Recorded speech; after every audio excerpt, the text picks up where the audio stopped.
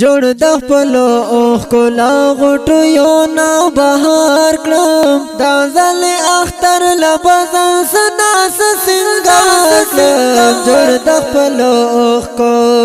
جوړ د خپل اوخ کو لا غټو یو نا بهار کړم دا ځل اختر لبزن سناس سنگار کړم جوړ د خپل اوخ کو جوړ د خپل اوخ کو ستاد مزر هاوره هو باستر کو ترنج کړما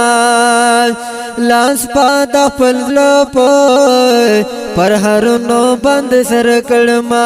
لاس پاد خپل لپ پر هرونو بند سر کړما سر اوس پین ګلونا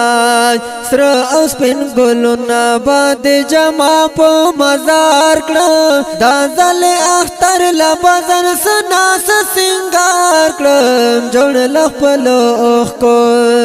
جوړ د خپل اوخ کو لا غټو یو نا بهار کړم دا ځل اختر لبزن سناس سنگار کړم جوړ د خپل اوخ کو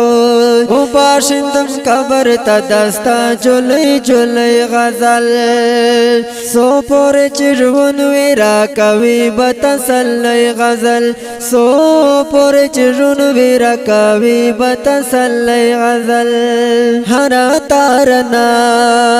ہے هر تارنا بمیراتلن کو تا یادگار کړم دا ځل اختر لبزن سناس سنگار کړم جوړ د خپل اوخ کو جوړ د خپل اوخ کو لا غټو یو نا بهار کړم دا ځل اختر لبزن سناس سنگار کړم جوړ د خپل اوخ کو حاصل کا یتیم غوندې با ادره گمورو پوره اکس با دیوانی سموا جن نظر پوره اکس با دیوانی سموا جن نظر پوره زن بدا مشوما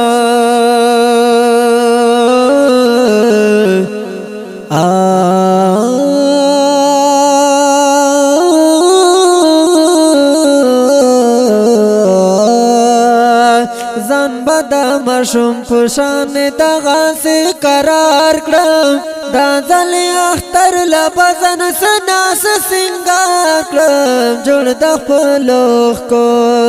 جوړ د خپل اوخ کو لا غټو یو نا بهار کړم دا ځل اختر لبزن سناس سنگار کړم جوړ د خپل اوخ کو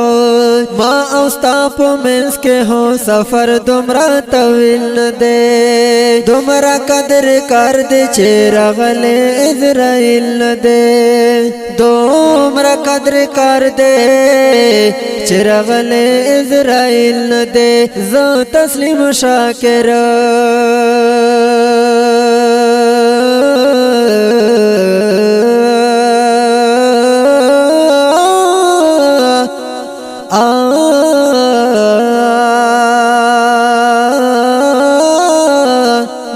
تسلیم شاکر د هغه ورځ انتظار کړم دا ځل اختر لبزن سناس سنگار کړم جوړ د خپل اوخ کو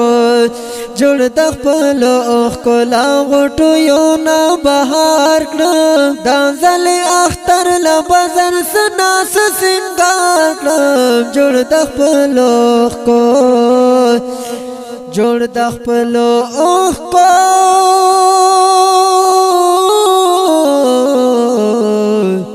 لا غټو یو نا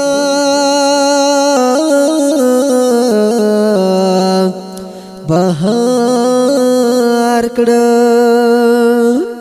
کلام دی د ډېر محترم رور جناب شاعر انقلاب تسلیم شاکر په आवाज نصیحت خان مظلوم یار والسلام